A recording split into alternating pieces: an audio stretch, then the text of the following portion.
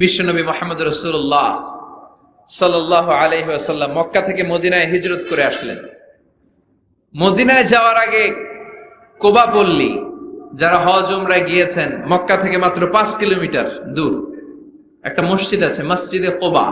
প্রতিদিন শনিবার বিশ্বনবী মসজিদে নববী থেকে কোবা মসজিদে হেঁটে হেঁটে যে 2 রাকাত নামাজ পড়তেন। কেউ যদি অজু করে, ঘর থেকে অজু করে যে কোবার মসজিদে নামাজ পড়ে, তার আমল নামে আল্লাহ একটা কবুল উমরা হজের সওয়াব দিয়ে দিবে। এজন্য দেখবেন প্রতি শনিবারে কোবা মসজিদে ভিড়। আমি যতবার গিয়েছি সৌদিতে, প্রত্যেক শনিবারে ওখানে জিয়ারত করেছি।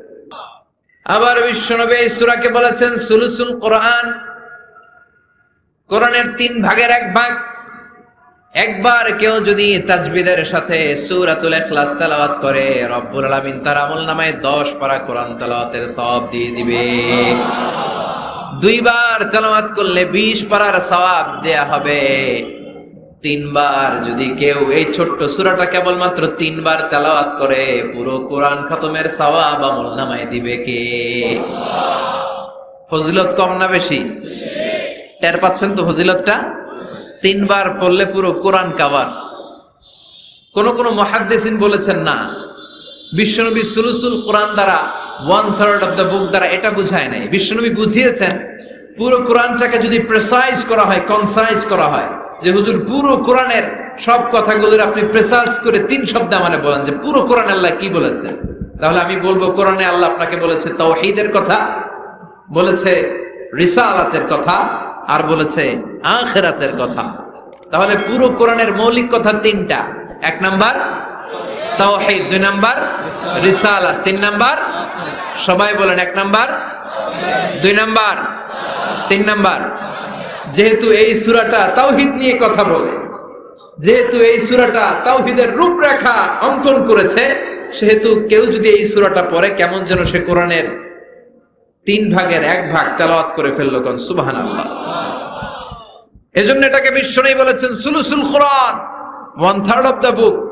হয় একবার পড়লে 10 পারা, 2 বার 20 পারা, 3 বারে পুরো খতম, না হয় অন্তত তাওহীদের সব বিষয়গুলো আপনার অন্তরের মধ্যে ঢুকে যাবে। চিল্লায় কোন আল্লাহু আকবার। অনেক বরকতের সূরা।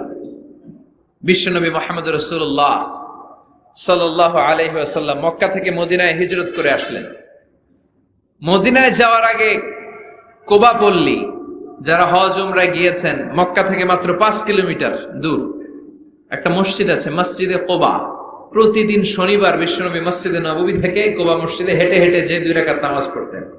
কেউ যদি অজু করে, ঘর থেকে অজু করে যে কোবার মসজিদে নামাজ পড়ে, তার আমল নামে আল্লাহ একটা কবুল উমরা হজের সওয়াব দিয়ে দিবে। এজন্য দেখবেন প্রতি শনিবারে কোবা মসজিদে ভিড়। আমি যতবার গিয়েছি সৌদিতে, প্রত্যেক শনিবারে ওখানে জিয়ারত করেছি। শনিবারে যে কোবা মসজিদে আপনি নামাজ পড়বেন। এই কোবা মসজিদ তৈরি করে বিশ্বনবী চলে আসলেন মদিনাতুল মুনাওয়ারাতে। এসে তিনি জায়গা চুজ করলেন, কোথায় হবে আমার মসজিদ, লোকেশন চুজ করলেন। বিশ্বনবী লোকেশন চুজ করতে পারতেন খুব ভালো। খুঁজে খুঁজে এমন একটা জায়গা তিনি বাছাই করলেন, সেন্টার অফ দ্য সিটি, এটা শহরের একেবারে মাঝখানের জায়গা। বিশ্বনবী বললেন এই জায়গা আমার লাগবে। সুবহানাল্লাহ কইবেন না? কি জ্ঞান, কি বুদ্ধিমত্তা, কি ফিলোসফি ছিল বিশ্বনবীর। সব জায়গায় বিশ্বনবীর এই অভাবনীয় বুদ্ধিমত্তা। বিশ্বনবী যখন কোনো যুদ্ধে যেতেন, যুদ্ধ ডান দিকে, যুদ্ধ কোন দিকে? কিন্তু সেনাপতি নিয়ে বের হইতেন বাম দিকে, বের হইতেন বাম দিক দিয়ে, ঘুইরা টুইরা ওই দিকে যাইতেন।